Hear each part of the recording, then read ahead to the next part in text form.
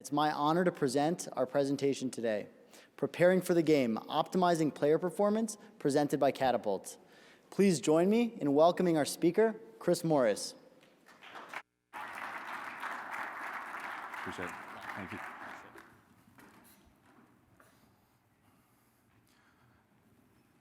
All right. Welcome. Last presentation. You guys are still here, so it's something to be said for grinding through all the presentations today. So really happy to be here. Really happy to represent the University of Kentucky and Catapult. They've been great to me for the last 5 years. We've had them for a long time. So really helpful in how we look at our athletes and how we analyze our data. So this presentation is essentially going to cover how we use the specific metrics that Catapult give us, and they've gotten a lot better over the years and getting into position specific. I'll talk about our offensive linemen. We try to approach everything at Kentucky with a research kind of model. So even though I'm embedded in athletics, I still think, as I did my PhD, intro, methods, results, and discussion. So coaches always come to us with problems, and we're trying to figure out those problems, and we use the data and the tools and the instruments to get those answers to them. When I got back to the University of Kentucky, and especially if anybody that's been around and worked in football, everyone knows that the coaches, they talk in subjective terms. They grade their athletes on subjective terms. We don't use a lot of objective data. And what it does is it causes conflict. Because without the data, then it's just your opinion versus my opinion, and no one ever wins when you get in those battles, and it just becomes a pissing contest. So, that's the culture of football, and so what we try to do now is we try to look for objective data sources to help kind of justify our opinions. So, this was a paper that got released actually, I think last year by a group at the University of Michigan.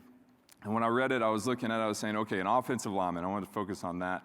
Offensive lineman is going to cover about 3,600 yards in a game. And so I was, all right, coach, we know what the positional demand of an offensive lineman is. He's going to cover 3,600 yards. But what you'll notice is when you compare an offensive lineman to like your skill positions, they're going to cover significantly less distance overall, but their high speed and the numbers that we get are much, much lower, and even their max speed. So the linemen are a very specific position. And so when we train, we always train for the demands of the game. We look at the game demands and we work our way backwards. So we're trying to figure out how can we make our offensive linemen more robust and be able to handle the demands of the game. So to do that, this is our guys before the game or before kickoff. We're getting ready to start. So this is the data that's being collected right now. So we turn the units on, we put them in the shoulder pads. So this is going towards their load. So is this relevant load? Is this the demand of the game? It even pans out, and you can see, and it's great. You'll never want to change this in a competitive environment because of the psychology of the athlete. But I mean, they're hopping around, they're jumping, and so this is distance, this is high speed distance, this is player load, all these things that are being captured right now. And then there's our sideline. We're all going crazy. And inherently when I'm reading that paper, I realize that there's a problem. There's a limitation to that study because these aren't the demands of the game. It is load, and it's relative when we talk about monitoring load, but I wanted to know what exactly was going on in the game. So if you look at our data, and this is data just like the Michigan paper, you'll see that the offensive lineman and a wide receiver have very similar player loads. And player load, if you're not familiar with Catapult, is basically just a summation or a volume metric. It's just movements, capturing movements, like a really, really, really fancy Fitbit. So if you look, the total player load between our O-line and our wide receivers are very similar, but what makes up that load is very, very different. So you can see the explosive yardage and high-speed distance of our O-line. Max speed is vastly different from our wide receivers. So I thought to myself, how are we going to solve this problem of knowing exactly what that load consists of? So what we had to do is we had to take all of our game data, upload it into OpenField, which is their analytics platform, and then we had to slice each individual play and look at what's going on within those plays. So the reason why we did this is what spurred it is I walked into our O-line coach's office. I put the report. I'm really proud of my reports. Put it on his desk. He looks at it, throws it in the trash. Literally, I hadn't left his office. Throws it in his trash. And I would get really offended. I'm like, why are you not even looking at our reports? My first initial reaction is, I've got a PhD. You should listen to me. I'm an expert in this field. And the coach is like, you're not having the right conversation. Your data will listen to you, but are you willing? Is your data having the right conversation? And in that case, it wasn't. So we had a big problem that we were trying to solve here. We were trying to get the coaches engaged with the data. We were trying to communicate with the strength coaches what they needed to do. So how are we filling up that bucket? So the way I relate it to, I'm from Kentucky, so Booker's is a very high alcohol percentage bourbon that we drink down there. So the way I compare an offensive lineman is, and a skill position is basically like Mick Ultra versus Booker's.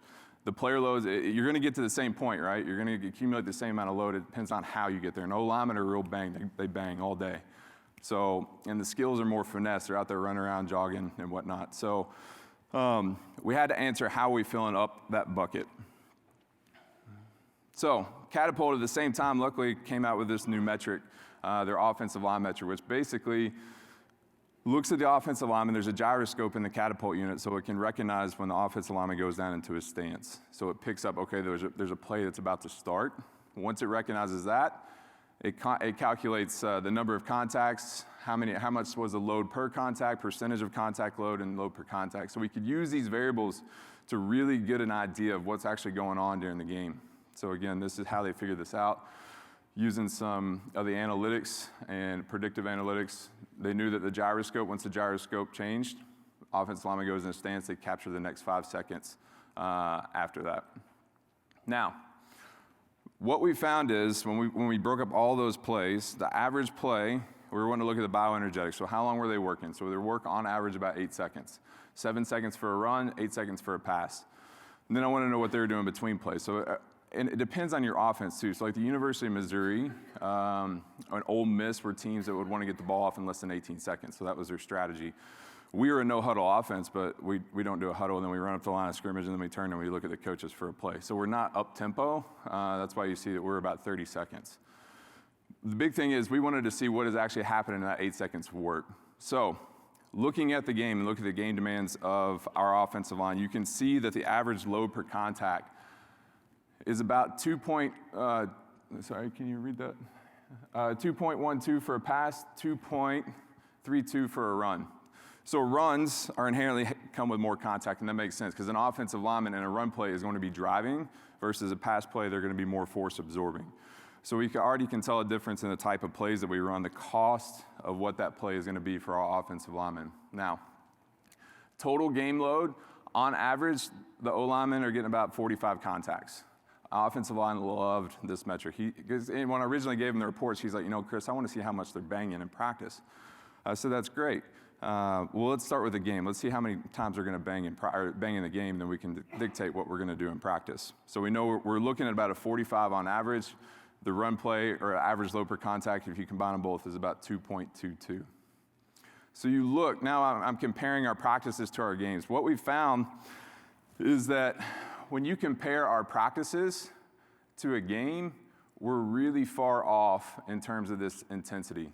So the game is up here, and we're comparing it to the practice. So the game is significantly higher in all these categories. Remember, the average game is about 2.22. And so I'm sitting here thinking to myself, because the linemen will come off and say we had a really hard practice, but they're always going against scout teams. So this was the first thing that we kind of looked at, was wanting to see, okay, what does our practice week look like? And on a Tuesday practice is supposed to be our most intense in terms of load. Now, if we were just looking at player load, they would be hitting that mark. But what they're not getting, they're getting a bunch of distance in practice, but what they're not getting is this contact load. More importantly, they're not getting the load per contact. You can see the big difference, 1.54 on our most intense practice compared to 2.22 in a game. So what does that mean? So from a physiologist standpoint, if you don't stimulate the energy system, which is responsible for alactic power every 5 to 8 days, you start to lose it. So if we're only doing this on Saturday, we're potentially detraining across the season. So then we want to look in practices. Okay, well, what are we doing in practice? You can see at only 2 points in practice, or our linemen even coming close to game-like intensity. So, and you look at what that was. That was our first team offense versus our first team defense. So the only time they're getting any game-like reps is when they're going one-on-one. And even when you get to, and the most contact load that we got was in team versus scout. Well, you think about the scout team, and if you've played football, there's kind of there shouldn't be, like an unspoken bond between you and the scout player. Scout player's not going to go too hard, right? Because then he's a show off, and then the varsity or the first team guy is not going to beat up the scout team player. So, when we go against our scout team, they don't go nearly as hard at the college level. So, practice like you play. We're only getting 3.5 in one period, 1.5 in the other, so it averaged about 5 game reps in a practice. Coach was astounded. He couldn't believe it because he thought he was running a really good session. So when you think about this globally, gain demands average of 45, contact load about 100, 66% of total player load. So basically when we look at the total player load of just in game, 66% of it can be accounted for just in the contacts. So we're starting to get a clearer picture of what the offensive lineman is actually doing in the game, and we can work our way backward from it. So the biggest thing is by the time we get to the game, we increase our contact load by over 100%. That's a big shock to the system. So we need to get to a point where we're stimulating these creatively, because what you don't want to do is get into practice and just bang first over first defense, because then you put your athletes at risk. So right now we're in the process of trying to figure out how we're going to get that contact load in a safe environment. So again, everything about what's actually happening in the game. I'm a bioenergetics and physiologist, so I'm looking at, okay, we know that the energy system responsible for that 8 seconds work is going to be the anaerobic alactic system, so anything less than 10. All-out effort repeated over and over and over in a game of football. So your work-to-rest ratio is about 1 to 3.75, so that is also contextual on your style of play. Like I said, if you are Ole Miss or Missouri that plays up-tempo, that's going to look different for you. But for us, on average, we're looking at about 30 seconds. Now, the movement demands. This was really shocking to our head coach and our strength coach. Our strength coach is all about speed. Everyone's enamored with speed in American football. But of over the 1,000 plays that I broke down from the season last year, less than 1% of plays at any position get to 90% of their max speed. But we track it. They show it on ESPN. They have the little trail with the guy's miles per hour. But how often in a game does a guy actually get an opportunity to break more than 20 or 30 yards without contact or change of direction? It's very rare. So what is football? Football is a game of acceleration. For our bigs specifically on an average play, they're only going to travel 13.5 yards. They're never going to get to high speed, and they never get to a sprint speed. They change direction. In our plays, 25% to the left, 25% to the right. So now we're building a movement profile and that bioenergetic profile of what the offensive lineman needs. So here's the big takeaways that we have from the season, what the coaches are going to do. So we wanted to create practice periods to satisfy the physiological requirements of the day or the game. So which periods provide the best opportunities. So we know based on our most intense practice, like I said, it's going to be Team O versus Team D and 7-on-7 one-on-ones. So the big problem for us right now is with concussion risk and bang-ins, CTE, all that stuff, you don't want to have them just bang in practice all day. So we're looking at right now, if an offensive lineman gets in a stance, fires off, hits a dummy, makes a swim move or something, and then accelerates 5 yards, will that be sufficient enough to satisfy some of the contact load that he needs to get on Tuesday to help offset that game load? What we don't want to do is just continue to have this practice structure because, and I think there's a mental component too, when you don't practice at a high speed or high intensity, it doesn't resonate when you get on the field. You almost get kind of lackadaisical. And again, the big thing here too is we don't want to have a massive load spike when it comes to Saturdays. So you're looking at our average load. We want to get our average load at least for our skills, for example, we try to get about 75% of their high-speed distance requirements that are going to be in a game, 75% distance in general. The tapering structure is actually kind of, it is kind of what we want, our Tuesday being the hard, and we kind of taper into our game. We also do Fast Friday, so we try to keep our volume low, but our intensity really high. But when you look at it specific for our offensive linemen, they don't do anything on Fridays. Our skills are out there running routes at a very high rate, but our bigs really just kind of stand around and don't do anything. So they need that stimulation just as much as our skills and our wide receivers. And you can see that on that Friday, it's our lowest day. So last time I did this, I had a lot of questions, but it was at a Catapult conference, so I kind of flew through this. Does anyone have any questions? If you want, just raise your hand. They'll get you a mic. Crickets.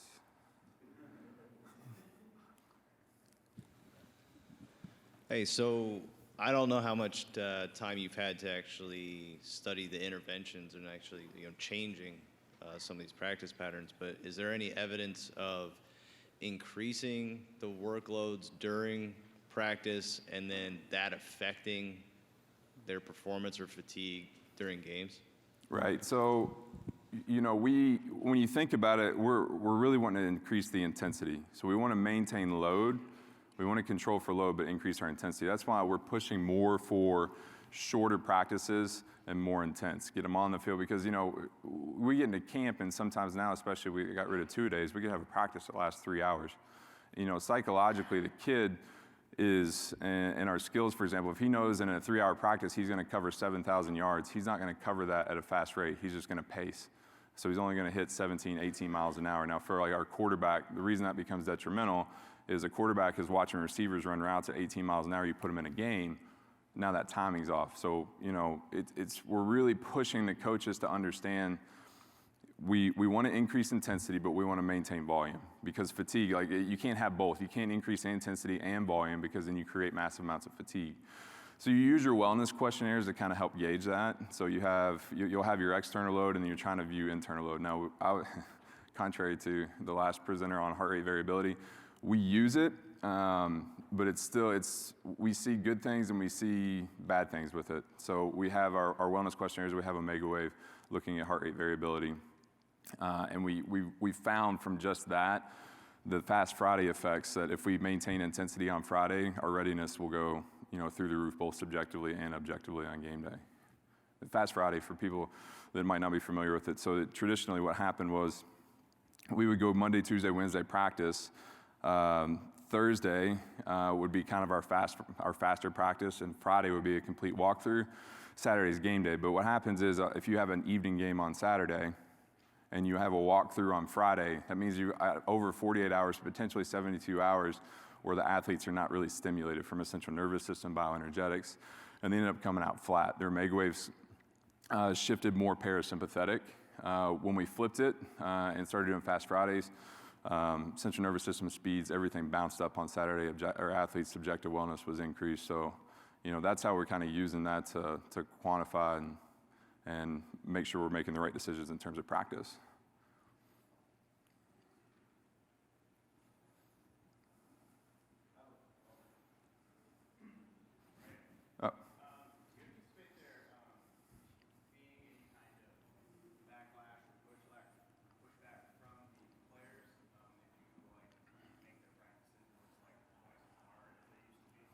Yeah, so it's really interesting. So when the Eagles first started doing this, back with Chip Kelly, you got a lot of backlash from the players because the players would come in and say they're tired and they're out there making us do more work. Now, over the years, when you start to use the data, and the big thing is with our athletes is we have to get them connected and show them their data, both internally and externally, because if you don't, they don't have a lot of buy-in. They feel like lab rats. So that's why you have to, in that situation, you can't keep intensity and volume high, because that'll destroy them. So what the compromise is, we'll tell them, like, hey, especially for our wide receivers, we got this. We're going to pull back on 7-on-7 when we're doing blitz packages because they were just running they were just running routes for no reason. But in doing so, we're doing that so you can run full speed when we do get to 7-on-7 in team. So it's a compromise with them. As long as that they understand that, hey, we're pulling back in these areas, we're maintaining and monitoring load, so the load doesn't change. We're just asking you to go harder in that shortened period of time. So, and they typically like it because cheetahs like to run and rhinos like to do rhino things. So when you create that environment for them, they really typically shine.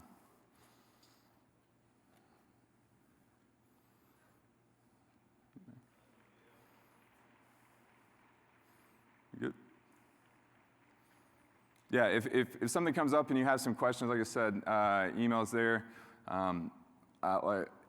I respond to emails once a day. If I don't, for some reason, I miss your email, hit me up, expose me on Twitter, and that typically gets my attention a lot quicker.